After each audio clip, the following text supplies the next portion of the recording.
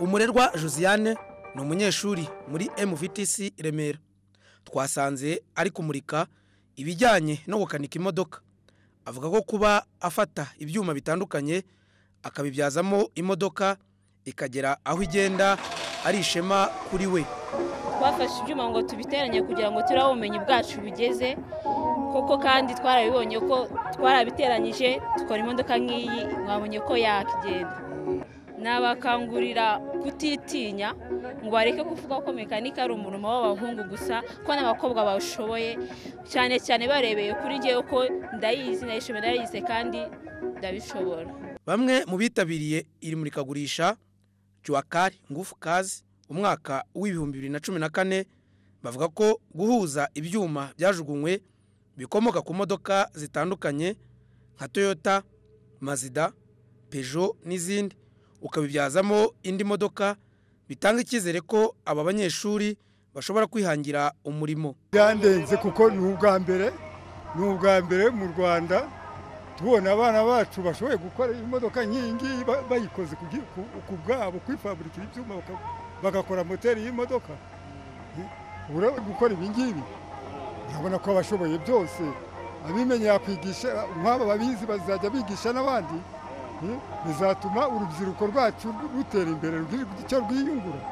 Iyi modoka murimo kureba inyuma yanjye ni imodoka igizwe n'ibyuma bitandukanye yakozwe n'abanyeshuri, ariko uyu munsi ikaba ifite ubushobozi bwo kuba yakurura toni 1.5. Iyi modoka rero igizwe n'ibyuma byavuye ku modoka zigiye zinyuranye. Jacques Shimiye yigisha amasomo ajyanye na mekanike y'ibinyabiziga. Avuga ko izi modoka bakura mu byuma byajugunywe baterateranya byajya bikorwamo imodoka zigishirizwaho amasomo ya mekanike mu bigo bitandukanye. Izi ni imodoka cyangwa se bisa n'imodoka, niho dufata ibyuma biba bitandukanye byarashaje ku modoka hirya no hino tukabihuza, hanyuma tukubakamo ikindi kintu gishobora kugenda cyangwa se imodoka nk'uko mwabibonye ko mwabonye ko igenda.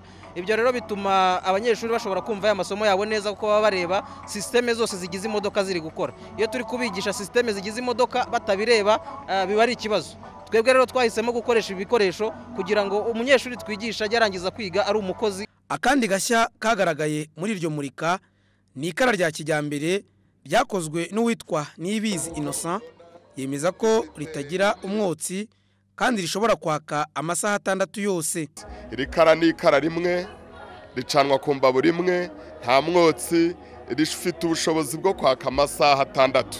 Iri uteka ukuraho, ndumva mwebwe aho mubyibukira ikara nayo ndiho ndifatisha ubu ngira ngo hafi amasaha 5 arashize. Iri kara ngo rinafite ubushobozi bw'amasaha 6 yo kubika ubushyuhe bwashyushya ibiribwa rimaze guteka. Rikorwa mu bikomoka mu myanda isanzwe iva mu ngo nirimara gusuzumwa n'ishuri Tumba College of Technology rigatangira gukoreshwa, rizaba rihendutse kandi ari igisubizo mu kurengera ibidukikije. Nkubito Karinda Thierry, Televiziyo Rwanda.